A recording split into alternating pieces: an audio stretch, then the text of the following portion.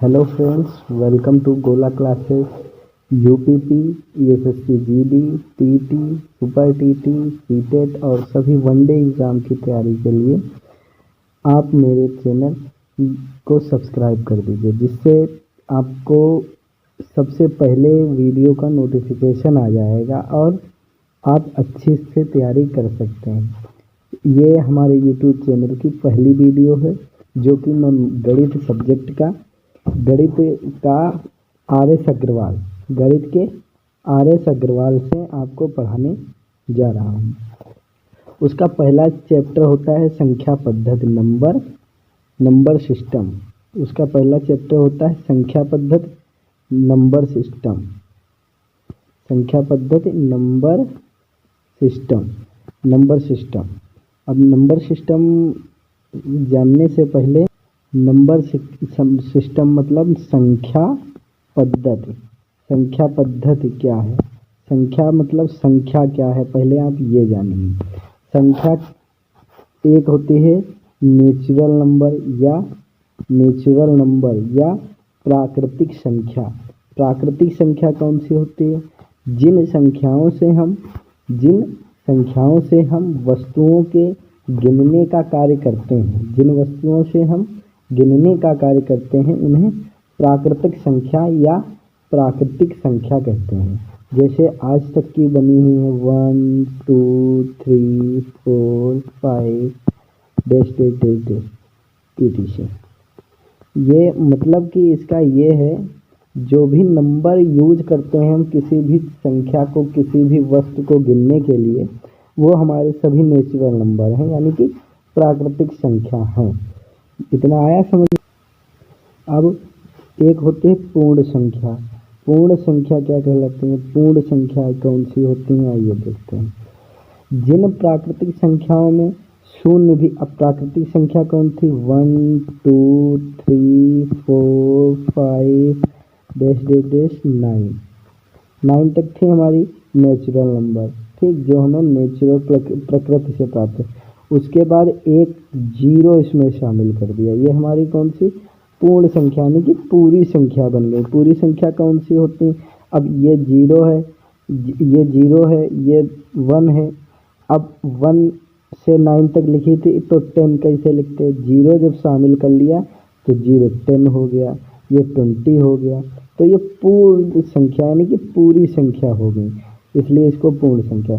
Natural number में ये अगर 0 मिला दिया जाएगा तो वो पूर्ण संख्या हो जाएंगी, ठीक है। अब इसके साथ में अब बात करते हैं पूर्णांक संख्याएं। पूर्णांक संख्याएं किसे कहते हैं? पूर्णांक संख्याएं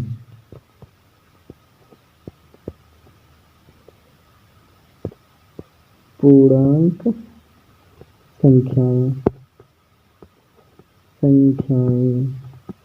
पूर्णांक संख्याएं किसे कहते हैं?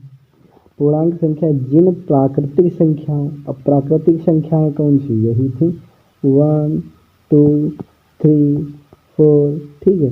ये प्राकृतिक संख्याओं में शून्य के साथ, मतलब शून्य यानी कि वो पूर्णांक संख्या हुई ना, पूर्णांक संख्या।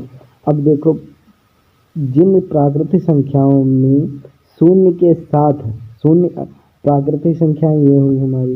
अब शून्य के साथ बता रहा है, तो यानी कि इसमें 0 भी शामिल होगा, तो ये पूर्ण संख्याएं हुई।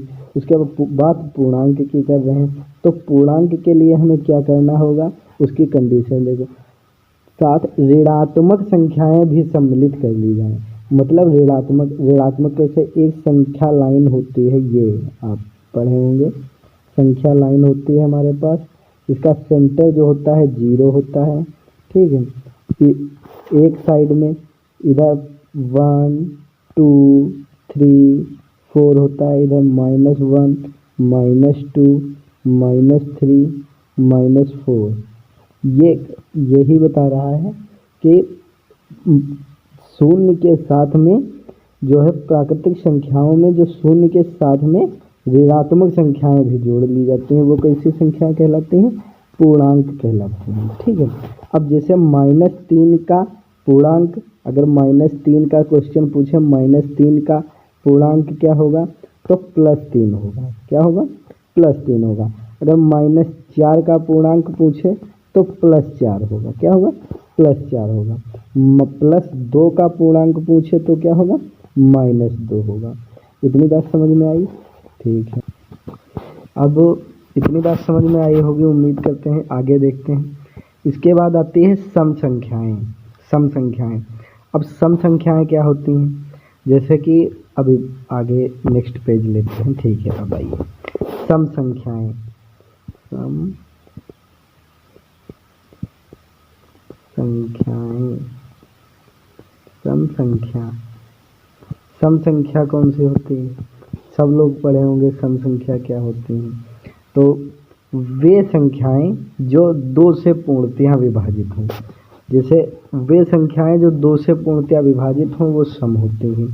आज तक रट लिए थे हम सम संख्याएं 2, 4, 6, 8, 10। ठीक है, ये होती हैं सम संख्याएं। 12, 14, 16, 18, ये ऐसे करके हमारी सम संख्याएं होती हैं। लेकिन इसके अगर हम डिफिनेशन में बोलें, इसके पूछ ले अगर कोई कि सम संख्याएं क्या होती हैं तो उसको कैसे बताओगे? ये तो बताने ने 2, 4, 6, 8, 10, 12, 15, 12, 14, ठीक है, ये नहीं बताओगे ना। तो उसके लिए एक डिफिनेशन, वे संख्याएं जो 2 से पूर्णतया विभाजित हो जाती हैं सम संख्याएं कहलाती हैं। अब 2 से विभाजित कैसे हो जाती हैं? देखिए 2 है, 2 को 2 से भाग किया, 1 आ गया, यानी कि ये तो भाग हो गया, पूर्णतया विभाजित होगी। 4 है, 4 को 2 से कट गया 2 बार, पूरा विभाजित हो गया। 6 को देखो 3 बार चला गया, पूरा विभाजित हो गया। 8 को देखो, 8 को भाग किए 4 बार, पूरा चला गया। 10, मतलब कि ये जो संख्याएं होंगी वो 2 से विभाजित हो जाएंगी, 2 से विभाजित हो जाएंगी। तो कहने का मतलब है वे संख्याएं जो 2 से पूर्णतया विभाजित हो जाती हैं, वे संख्याएं जो 2 से पूर्णतया विभाजित हो जाती हैं सम संख्याएं कहलाती हैं। इतनी बात समझ में आई?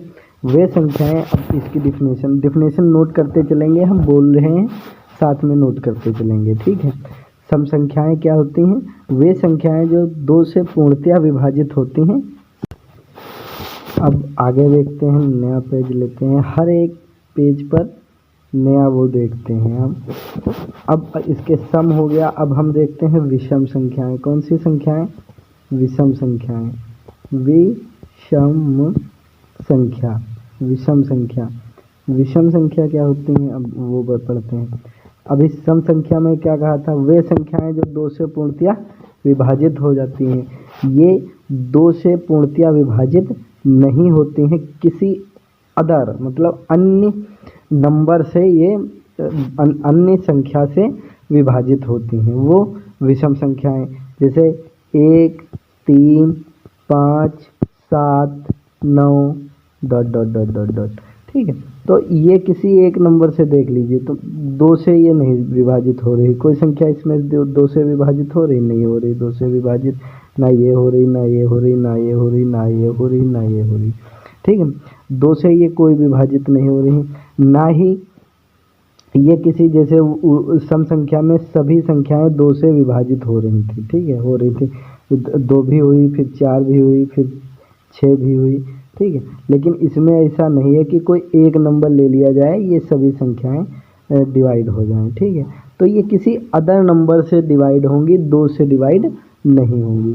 तो मतलब वे संख्याएं जो 2 से विभाजित नहीं होती हैं, वे संख्याएं जो 2 से विभाजित नहीं होती हैं, किसी अदर नंबर से विभाजित होती हैं, विषम संख्याएं कहलाती हैं। जैसे 1, 3, 5, 7, 9, 11, 13, मतलब आगे तक चली जाएंगी। ठीक है, तो इतना समझ में आया होगा। ठीक है, ये इतना समझ में आया। उसके बाद एक संख्या होती है, आपने नाम सुना होगा, भाज्य संख्या। कौन सी संख्या? भाज्य संख्या। भाज्य संख्या। अब भाज्य संख्या क्या होता है वो भी देखते हैं।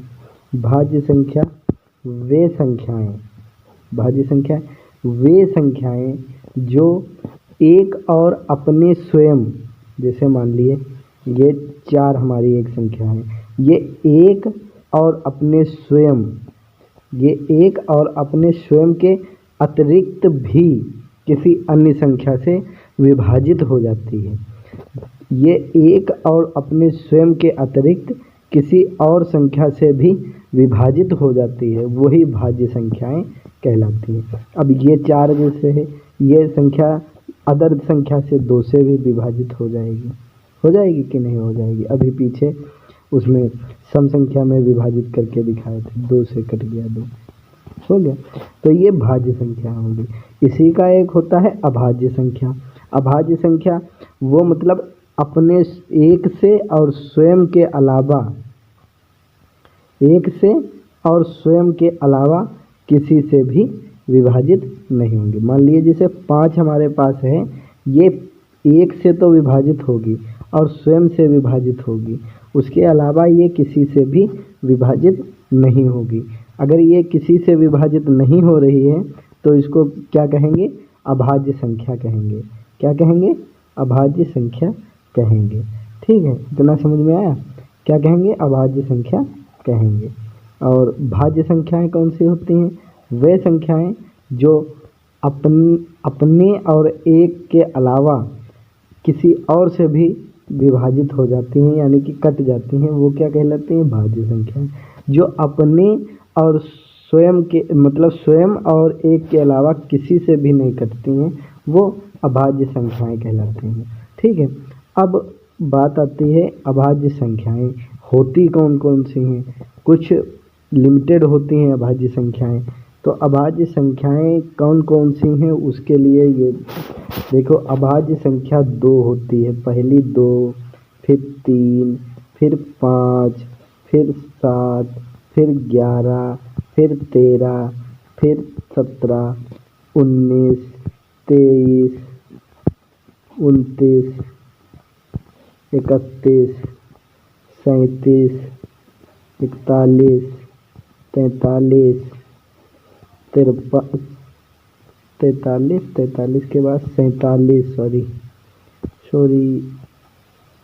47,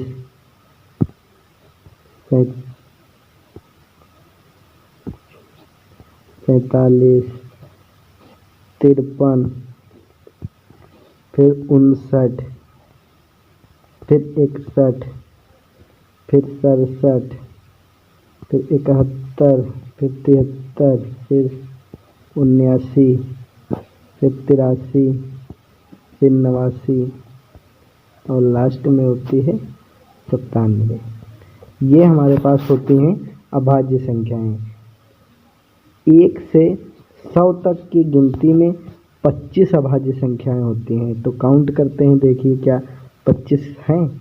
1 2 3 4 5 6 7 8 9 10 11 12 13 14 15 16 17 18 19 20 21 22 23 24 25। मतलब 1 से 100 तक की गिनती जो होती हैं उसमें हमारी ये 25 होती हैं अभाज्य संख्याएं। कितनी होती हैं? 25 अभाज्य संख्याएं होती हैं। 25 अभाज्य संख्याएं होती हैं। इसको नोट कर लेंगे। ये अभाज्य संख्याएं हमें याद होनी चाहिए सीरियल से। ठीक है, और 1 से अब बात यहाँ पे ये आई कि 1 से 100 तक अगर 25 अभाज्य संख्याएं होती हैं, ठीक है, 1 से 100 तक 25 अभाज्य संख्याएं होती हैं, तो 1 से 50 तक, 1 से 50 तक, फिर 1 से 100 तक, ये भी तो बात आई। अब 50 से 100 तक, ये 3 कंडीशन हमारे पास आ गई। कौन कौन सी आ गई भाई? 1 से 100 तक तो हमने बता दिया कि हमारे पास 1 से 100 तक 25 अभाज्य संख्याएं हैं। तो ये भी तो सवाल एक बन रहा है, 1 से 100 तक डायरेक्ट 25 अभाज्य संख्याएं हैं, तो 1 से 50 तक कितनी होंगी? 1 से 100 तक 25 हैं, अभी बता दिया हमने। ठीक है, 1 से 100 तक 25 हैं। 1 से 50 तक कितनी होंगी? 50 से मतलब 50 से 100 तक कितनी होंगी? ठीक है। तो ये मतलब 1 से 50 तक हमारे पास होती हैं 15। कितनी होती हैं? 15। और 50 से 100 तक कितनी होती हैं? 10 होती हैं। तभी तो 15 और 10 25 हो गया। सॉरी, 1 से 50 तक यहाँ था, 1 से 50 तक यहाँ पर 51 कर लेंगे। कितना कर लेंगे? 51 कर लेंगे। 51, ठीक है। यहाँ पे 51 से 100 तक हो गया। 50 तक तो यहाँ हो गया था, 51 से 100 तक। यहाँ 10 होती हैं, यहाँ 15, 15 10 25, 25 हो गया। 1 से 100 तक 25 हमारे पास अभाज्य संख्याएं होती हैं। अब 25 अभाज्य संख्याएं होती हैं, उसके बाद एक सवाल हो रहा था प्रथम अभाज्य संख्या। तो हमने शुरुआत कहाँ से की थी? 2 से की थी। तो प्रथम हमारी अभाज्य संख्या कौन सी होती है? 2 होती है। प्रथम अभाज्य संख्या कौन सी होती है? 2 होती है, ठीक है। इतनी बात समझ में आई। प्रथम भाज्य संख्या 4 होती है। प्रथम भाज्य संख्या कौन सी होती है? 4 होती है। फर्स्ट भाज्य संख्या, ठीक है, भाज्य, ठीक। ये पूछ लिए जाते कभी वन लाइनर में, एक क्वेश्चन आ जाता है इससे। अब प्रथम सम संख्या कौन सी है? वो हमने बताया था 2 4 6 8। तो ये तो सम संख्या भी है। प्रथम सम संख्या कौन सी है? फर्स्ट सम संख्या 2 है, ठीक है। अब विषम संख्या फर्स्ट कौन सी है? 1 होती है। पहली विषम संख्या, विषम संख्या कौन सी है? पहली विषम संख्या हमारी कौन सी है? वो यही है, 1, ठीक है। इतनी बात समझ में आई। अब अगर बात करें तो एक बात ये आती है, प्रथम पूर्ण संख्या कौन सी होती है? अगर पूछ ले प्रथम पूर्ण संख्या, ये कोई क्वेश्चन ना करे, वो डायरेक्ट पूछ ले प्रथम पूर्ण संख्या, तो 0 जो होती है हमारी प्रथम पूर्ण संख्या होती है। प्रथम पूर्ण संख्या होती है। प्रथम पूर्ण संख्या होती है।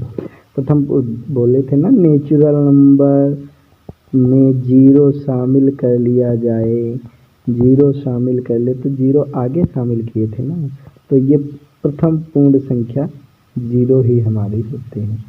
अब प्रथम प्राकृतिक संख्या तो 1 होगी ही, वो तो सबको मालूम है। प्रथम प्राकृतिक संख्या, ठीक है, नेचुरल नंबर, ठीक, नेचुरल नंबर, ठीक है। इतनी बात समझ में आ गई। चलो रिवाइज करवा देते हैं। चलिए रिवाइज करवा देते हैं। पहली कौन सी संख्या हमने बताई थी? प्राकृतिक संख्या। प्राकृतिक संख्या जिन संख्याओं से हम वस्तुओं को गिनने का कार्य करते हैं, वो हमारी प्राकृतिक संख्या या नेचुरल नंबर होती हैं। वो हमारी 1 2 3 4 5 6 7 8 9 ये होती हैं, ठीक है। उसके बाद बताया पूर्ण संख्याएं। पूर्ण संख्याएं क्या होती हैं? वे संख्याएं जिनमें हम नेचुरल नंबर में 0 को शामिल कर लेते हैं, वो हमारी पूर्ण संख्याएं कहलाती हैं। मतलब नेचुरल नंबर जो लिखे थे उसके आगे हम 0 लगा देंगे तो वो हमारा पूर्ण संख्याएं हैं। पूर्ण संख्याओं के बाद आती है पूर्णांक। पूर्णांक क्या होते हैं? पूर्णांक में हम जो अभी तक शामिल करते लिए आ रहे थे उसको हम संख्या रेखा पर प्रदर्शित जब करते हैं तो पॉजिटिव और नेगेटिव मार्क लगा के जो इस टाइप में -1 0 +1 ये वाला करते हैं, तो यही मतलब ये सारे नंबर्स को शामिल कर लिया जाए, माइनस वाले भी और प्लस वाले भी, ये हमारे क्या कहलाते हैं? पूर्णांक कहलाते हैं। उसके बाद हमने बताया था सम संख्याएं बोला था, तो बताया था कि जो 2 से विभाजित हो जाएं वो हमारी सम संख्याएं कहलाती हैं, ठीक है। और जो 2 से विभाजित हो जाएं वो हमारी सम संख्या, और जो 2 से विभाजित ना हो, किसी अन्य नंबर से विभाजित हों, वो हमारी विषम संख्याएं कहलाती हैं, ठीक है, विषम संख्याएं कहलाती हैं। उसके बाद में भाज्य संख्याएं बताया था, वे संख्याएं जो एक और अपने स्वयं के अलावा भी किसी और संख्या से विभाजित हो जाएं वो भाज्य संख्याएं, और जो केवल अपनी और एक के अलावा किसी से ना विभाजित हो वो हमारी अभाज्य संख्याएं। अभाज्य संख्याएं हमने बताया था 1 से 100 तक 25 अभाज्य संख्याएं होती हैं। कितनी होती हैं? 25, अभी बताया था 25 अभाज्य संख्याएं होती हैं, और लिखवाया भी है, आप नोट कर लिए होंगे याद कर लेंगे, वो पूछी जाती हैं अभाज्य संख्याएं, कभी कभी आ जाती हैं तो हम जोड़ते हैं बैठ के कि पेपर में आ गया तो हम पता चलता है हम जोड़ ही नहीं पाते हैं 25 अभाज्य संख्याएं कौन कौन सी हैं। ठीक है, तो वो हमें याद होनी चाहिए। तो 1 से 100 तक 25 होती हैं, 1 से 50 तक कितनी होती हैं अभी बताया था, 15 होती हैं। कितनी होती हैं, 15 होती हैं। और 51 से 100 तक 10 होती हैं। तो टोटल मिला के 25 इधर हो गया। 1 से 100 तक, 1 से 100 तक कितनी होगी, 25 हो गई। ठीक है, 1 से 100 तक 25 अभाज्य संख्याएं होती हैं। ठीक है, फिर क्वेश्चन उससे बने थे प्रथम अभाज्य संख्या, तो प्रथम अभाज्य संख्या 2 होती है, ये भी बताया था हमने। फिर प्रथम भाज्य संख्या 4 होती है, वो भी बताया। सम संख्या 2 होती है, विषम संख्या 1 होती है, प्रथम प्राकृतिक संख्या 1 होती है, पूर्ण संख्या 0 होती है। इतनी बात समझ में आ गई होगी सभी को।